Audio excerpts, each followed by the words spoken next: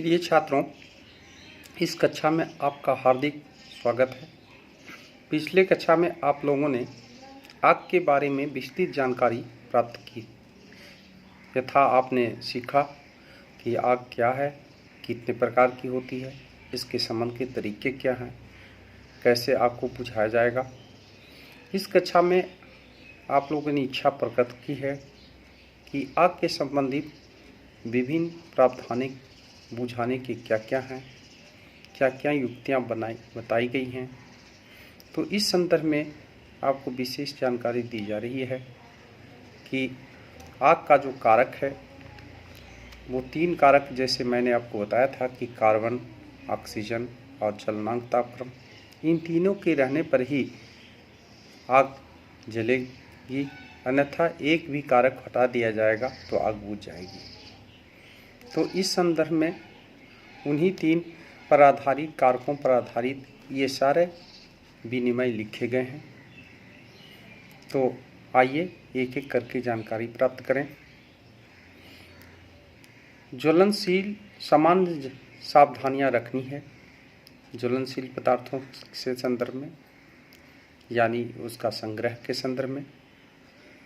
जैसे तेल, Greaves, canvas आदि जलने वाले जो पदार्थ हैं उसको आग सुरक्षित पात्र में ही रखें। अग्नि से सुरक्षित पात्र जो होते हैं उसी में रखना है, उसके छोड़कर और कहीं नहीं रखना है। भूमिगत भाग में भी तेल या लगे हुए जूट को नियमित रूप से हटाना है। उसी प्रकार खुली खदानों में भी कार्यशाला में जो वर्कशॉप हैं वहाँ से बेकार जूट जो तेल लगे हुए हैं उनको डिस्पोज्ड ऑफ कर देना है, यानी से छुटकारा प्राप्त कर लेना है। लकड़ी, कोयला और ज्वलनशील पदार्थ के आसपास न तो खुली बत्ती रखना है, न खुली बत्ती का प्रयोग वहाँ पर करना है, यानी तापक्रम टेम्परेचर को हटाने के लिए ये युक्ति बता जा रही है। उसी प्रकार आग की उपस्थिति को प्रारंभिक अवस्था में ही पता लगाना, नियंत्रण करना और शमन के समुचित व्यवस्था किया जाना चाहिए। आग की रोकथाम को पता और बुझाने की प्रक्रिया, सुरक्षित कार्य संपादन विधि और उपाय होनी चाहिए। अगर तो इसमें जो है आप 2-3 बातों पर ध्यान देंगे। जब 3 अवस्थाएं हैं जो रोकथाम के, एक सरफेस पर है। सरफेस पर संरचना को ही ऐसा बनाना है कि ताकि वो फायर प्रूफ हो, अग्निरोधक हो। उसके लिए विनिमय बताता है कि कोई भी खान के प्रवेश मार्ग हैं तो उसके प्रवेश मार्ग के 10 मीटर के अंदर में जितनी सारे संरचनाएं होगी वो सब अज्वलनशील पदार्थों की होगी, यानी फायर प्रूफ होगी। ज्वलनशील पदार्थों को न जमा करना है, लेकिन 24 घंटे के अंदर में जो नहीं यूज होते हैं उसको खदान के 15 मीटर के अंदर तक, माने प्रवेश मार्ग के आसपास में जमा नहीं करना है। लेकिन कोयला जो निकलता है खदानों पे उससे इसे छूट दी गई है। उसी प्रकार खुली खदानों में जंगली लकड़ी, पौधे की नियमित रूप से सफाई करनी है कि आसपास में कोई ज्वलनशील या मटेरियल नहीं छूट जाए जो कि आग के स्रोत का कारण बने। कोई भी आउटक्रॉप के ऊपर या कोयले निकाल लिए हैं जहाँ ज़मीन धंस गई है तो उसके ऊपर गर्म छाई या गर्म पदार्थ नहीं डालना है जो कि आग को जला सके या आग की उत्पत्ति का कारण बन सके। इसी प्रकार ओपन कास्ट में भी 15 मीटर के अंदर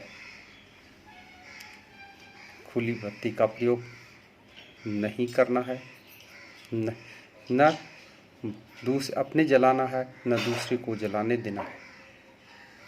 तो इसके लिए ये सही ढंग से कारगर हो रहे हैं या नहीं, इसकी निरीक्षण एक सक्षम व्यक्ति के द्वारा की जानी चाहिए।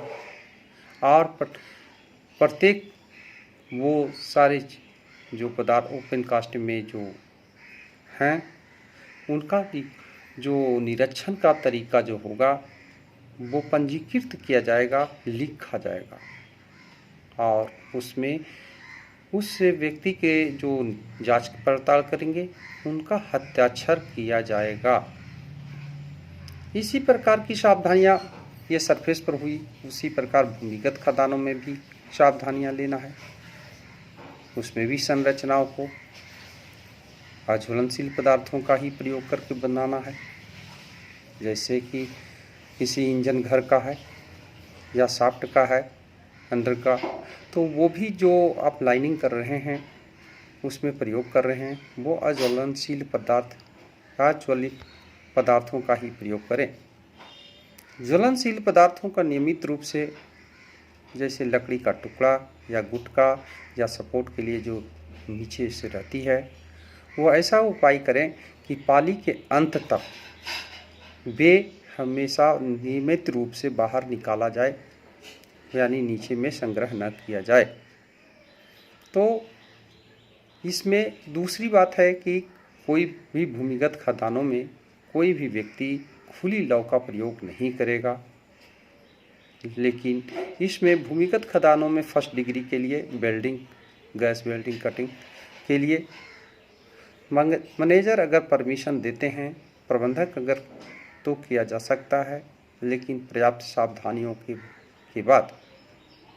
उसी प्रकार सेकंड डिग्री और थर्ड डिग्री के लिए गैस कटिंग और वेल्डिंग के लिए छूट दी गई है, लेकिन उसमें रीजनल इंस्पेक्टर से पहले परमिशन लेना होगा, अनुमति लेना होगा, और उसके द्वारा बताए गए शर्त जो लगाए गए हैं उनके पूर्ण रूपेण पालन करना होगा। भूमिगत भागों में कोई भी व्यक्ति खुली बत्ती को या कोई भी व्यक्ति बत्ती को, सुरक्षा बत्ती को नहीं छोड़ेगा जब तक कि किसी व्यक्ति के अंदर में अधीन में न दे दे या देता है, यानी उनके चार्ज में रहेगा तभी वो बत्ती को छोड़ कर आएगा, अन्यथा कोई भी व्यक्ति भूमिगत भागों में सुरक्षा बत्ती को छोड़कर नहीं आएगा। जहाँ काम एक शिफ्ट के बाद दूसरे शिफ्ट में काम नहीं होते हैं, वहाँ शिफ्ट के अंत में बत्तियों को बुझा देना चाहिए, दीजिए, और हो सके और भूमिगत पावर को काट देना चाहिए अगर काम नहीं होता है। तो अगर आग के संबंधित कानून जो बनाए हैं वो कारगर हैं कि नहीं, इससे और वो यथोचित होना चाहिए, पर्याप्त होनी चाहिए, और उसको जो है उसकी अनुमति एक बनाकर ऊपर से, यानी रीजनल इंस्पेक्टर से उसकी परमिशन लेनी होगी। तो 30 दिनों में एक बार निरीक्षण करना है। जो खादान आपके प्रयोग में नहीं हो रहे हैं, जो अभिवृत खादानें हैं जिनको आप प्रयोग नहीं कर पा रहे हैं, उनकी भी जांच करनी पड़ेगी। इसके अतिरिक्त स्वतः दहन से रोकने के लिए सावधानियां क्या करना है। इसमें ऑक्सीजन की आपूर्ति को रोकने के कारगर तरीके का उपाय बताया गया है। ऑक्सीजन जो कारक हैं जो आग को प्रज्वलित कर सकते हैं, जो स्वतः ऑक्सीकरण का प्रमुख कारक है, उसी को ही तो सबसे पहला बदलाव ये किया जाता है कि काम पद्धति माने पैनल बत्ती से ही काम को करना है। कोयले का दोहन आपको ऐसा करना है जिसमें स्वतंत्र संवातन हो, उसका संवातन अन्य संवातनों से, अन्य जगहों से अलग रहे, ताकि ज़रूरत पड़ने पर उसको आइसोलेट करके अलग किया जा सके। जहाँ मान लीजिए कि डेवलपमेंट पहले ही से किया गया है, वहाँ आर्टिफिशियल बनावटी पैनल बनाना है और पैनल का साइज कितना रहेगा, आकार कितना होगा, ये कोयले के इंक्यूबेशन पीरियड पर डिपेंड करता है, दहन काल पर डिपेंड करता है। माने दहन काल के अंतर्गत में ही सारे कोयले को निकाल लेना होगा, साइज इतनी बड़ी होनी चाहिए। तो भूमिगत भागों में कोयले तो नहीं जमा करना है या कोई भी सेल को नहीं छोड़ना है जहाँ संभव न हो।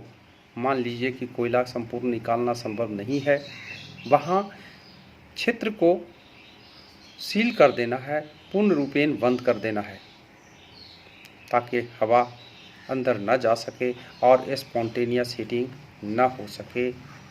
इसलिए अगर जहाँ दरवाज़ा या खुली जगह छोड़ा जाता है या कॉलेज के लिए आने जाने के लिए, वहाँ पर पर्याप्त मात्रा में ईंट, पत्थर, सीमेंट आदि और परमानेंट अस्थायी रूप से बंद करने का सारा मटेरियल वहाँ पर रखा जाएगा।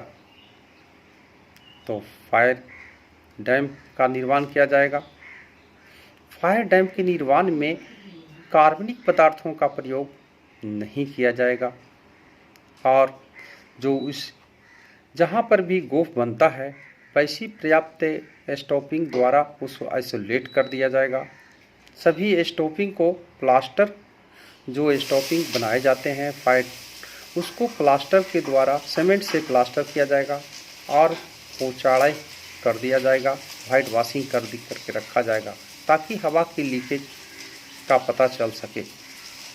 भूमिगत जगहों में जहाँ प्राप्त यथोचित जगह रहती है पर्याप्त संख्या में, जहाँ भूमिगत जगहों में प्राप्त यथोचित पदार्थों को जो आग बुझाने के काम में आएगा उसे रखा जाएगा और पर्याप्त संख्या में लोगों को आग बुझाने के लिए दक्ष बनाकर रखा जाएगा, ताकि वो समय पर आग को बुझा सकें। तो ऊपर वाले इसके लिए 7 दिनों में एक बार, जैसे कोई भी वर्किंग डिस्ट्रिक्ट है, रिटर्न है, उसमें तो रिटर्न भाग में 7 दिनों में एक बार CO कार्बन मोनोऑक्साइड गैस की जांच की जाएगी। कार्बन मोनोऑक्साइड की उत्पत्ति और ऑक्सीजन के प्रयुक्त की अनुपात का विश्लेषण किया जाएगा और उसे पता लगाया जाएगा और वो व्यक्ति 30 दिनों में एक बार इस करेंगे और अपना हस्ताक्षर करेंगे। 30 दिन करने में एक बार ये करना है। प्रत्येक डिक्लेयरिंग डिस्ट्रिक्ट में जो जांच का काम होगा वो छुट्टी के दिन ही आइडल कंडीशन में ही किया जाएगा और उसका रिकॉर्ड करके हस्ताक्षर के साथ रखेंगे। अप्रयुक्त जगहों जो नहीं होती है वहाँ सील कर देना होगा और उससे भी निरीक्षण 7 दिनों में एक बार किया जाएगा। जहाँ विशेष परिस्थिति होती है, जहाँ पूर्ण रूपेण कानून पालन करना संभव नहीं है, वहाँ पर रीजनल इंस्पेक्टर कुछ शर्तों के साथ छूट दे सकते हैं। जहाँ कोयला या सरफेस में जमा किया जाता है वहाँ पर पानी का छिड़काव नियंत्रित रूप में किया जाएगा और वो उसको यथोचित व्यवस्था बनाकर, समुचित व्यवस्था बनाकर रखा जाएगा। हाइड्रोलिक फ्लोराइड जो अग्निरोधक नहीं है, खानों में प्रयोग नहीं करना है। तेल या हाइड्रोलिक द्रव गर्म सतह से दूर रखना है। ज्वलनशील तेल या पदार्थ को विद्युत यंत्रों में भरने का काम नहीं किया जाएगा और इस तरह ये आग लग स्पॉन्टेनियस हीटिंग से खतरे से बचने के लिए कारगर उपाय हैं। अगर आग एक आप महत्वपूर्ण सबसे बड़ा है कि अगर आग लग जाए तो आप क्या करेंगे, या कहीं धुआं निकल रहा है, स्वतः दहन हो गया है, तो उसमें ये विनिमय बोलता है कि सबसे पहले आप बिना देर किए हुए प्रभावशाली कदम उठाएंगे जो आग को बुझा सके और सभी व्यक्ति को उस जगह से सुरक्षित जगह पर बाहर निकाल देंगे। जो व्यक्ति आग बुझाने के काम में लगे हैं उन्हें छोड़कर बाकी सभी को वो सुरक्षित जगहों पर पहुंचा देंगे।